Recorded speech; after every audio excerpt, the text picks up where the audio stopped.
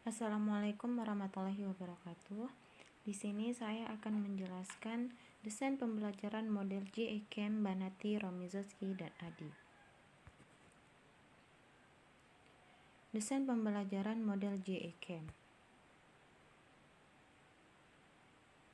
Menurut Camp, pengembangan perangkat merupakan suatu lingkaran yang berkelanjutan. Dalam desain yang dikembangkan oleh Camp, tujuan pembelajaran bukanlah hal pertama yang harus ditentukan ketika menyusun perencanaan pembelajaran. Perencanaan pembelajaran dikembangkan mulai dari identifikasi masalah pembelajaran, kemudian dilakukan analisis karakteristik siswa, analisis tugas, dilakukan penyusunan tujuan pembelajaran, pengurutan isi materi, pemilihan strategi pembelajaran yang tepat, membuat desain pesan, mengembangkan pembelajaran, dan yang terakhir adalah mengevaluasi instrumen.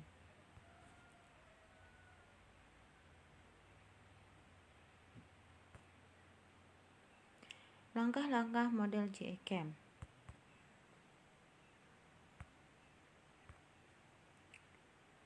Yang pertama yaitu menentukan tujuan instruksional umum. Menentukan tujuan instruksional umum atau kompetensi dasar yaitu tujuan umum yang ingin dicapai dalam mengajarkan masing-masing pokok bahasan. Yang kedua yaitu membuat analisis karakteristik siswa. Membuat analisis tentang karakteristik siswa. Analisis ini diperlukan antara lain untuk mengetahui apakah latar belakang pendidikan dan sosial budaya siswa memungkinkan untuk mengikuti program, serta langkah-langkah apa yang perlu diambil. Yang ketiga yaitu menentukan tujuan instruksional secara spesifik, operasional, dan terukur. Dalam KTSP adalah indikator. Dengan demikian, siswa akan tahu apa yang harus dikerjakan, bagaimana mengerjakannya, dan apa ukurannya bahwa ia telah berhasil. Bagi guru, rumusan itu akan berguna dalam menyusun tes kemampuan atau keberhasilan dan memilih materi atau bahan belajar yang sesuai. Yang keempat yaitu menentukan materi atau bahan ajar yang sesuai dengan tujuan instruksional khusus atau indikator yang telah dirumuskan. Masalah yang sering dihadapi guru-guru adalah begitu banyaknya materi pelajaran yang harus diajarkan dengan waktu yang terbatas.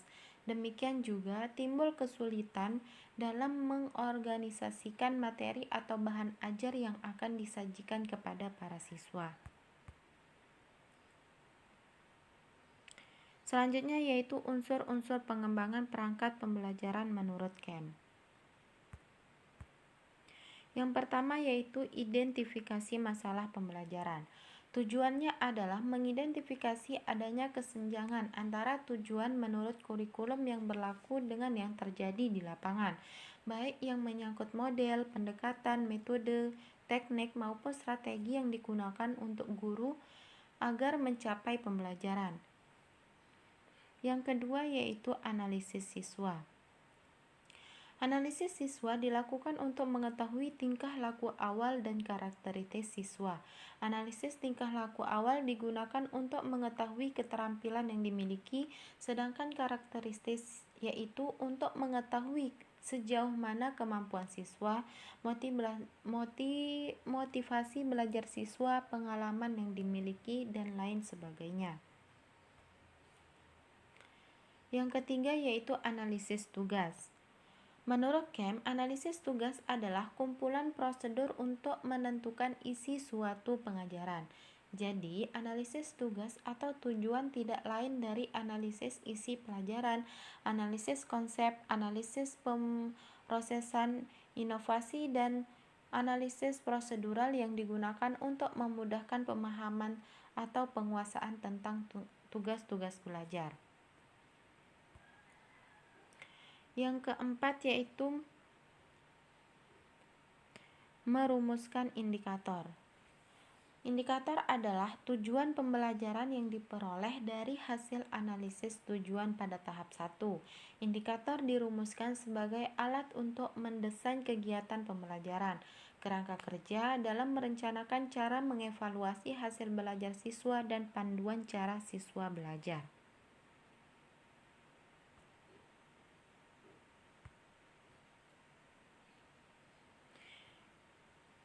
Desain pembelajaran model Banati.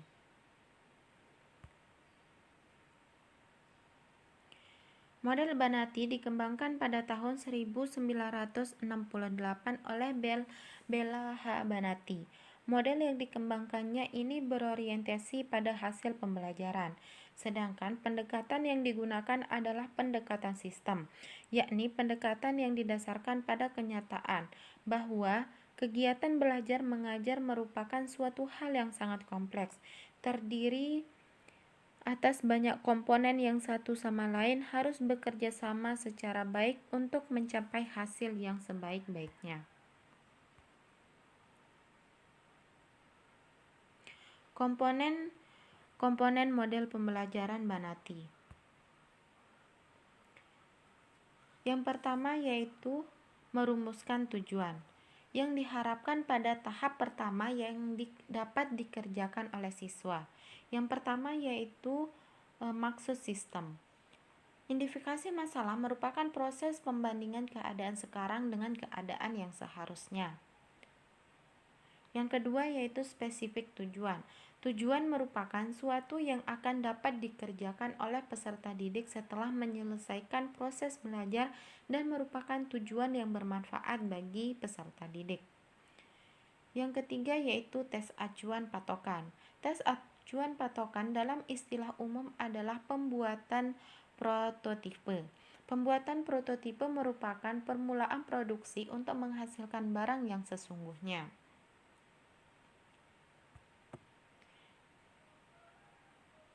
Yang kedua yaitu mengembangkan tes.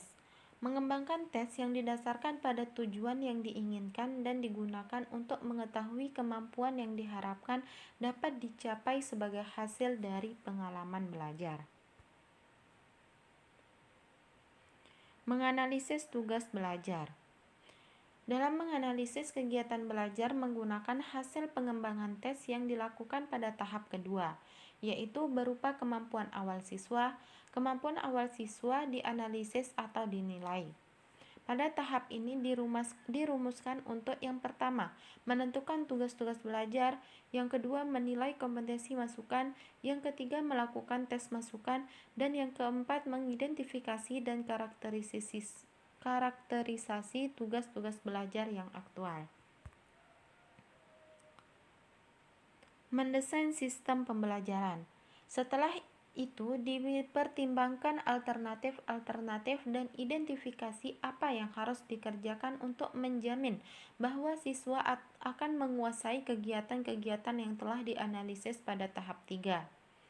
Tahap mendesain sistem instruksional merupakan penentuan metode dan metode instruksional yang sangat penting untuk memungkinkan peserta didik mencapai tujuan instruksional yang meliputi.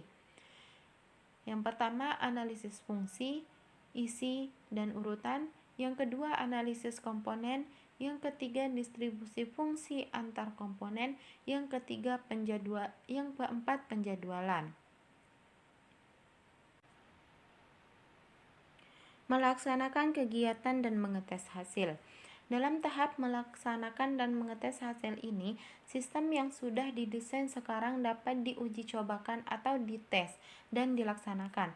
Apa yang dapat dilaksanakan atau dikerjakan siswa sebagai hasil implementasi sistem harus dinilai agar dapat diketahui seberapa jauh siswa telah menunjukkan tingkah laku seperti yang dimaksud dalam rumusan tersebut. Melakukan perubahan untuk perbaikan berdasarkan hasil yang diperoleh dari interpretasi data hasil uji coba revisi dilakukan dari revisi kecil sampai revisi total untuk mengakhiri uji coba ulang yang kemudian akan diimplementasikan harus diambil suatu keputusan. Kelebihan dan kelemahan model Banati.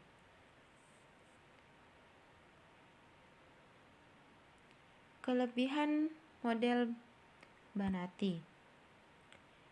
Yang pertama yaitu menganalisis dan merumuskan tujuan dengan baik, maupun tujuan khusus yang lebih spesifik yang merupakan sasaran dan arah yang harus dicapai peserta didik. Yang kedua yaitu mengembangkan kriteria tes yang sesuai dengan tujuan yang hendak dicapai. Hal ini dilakukan agar setiap tujuan yang dirumuskan tersedia alat untuk menilai keberhasilannya.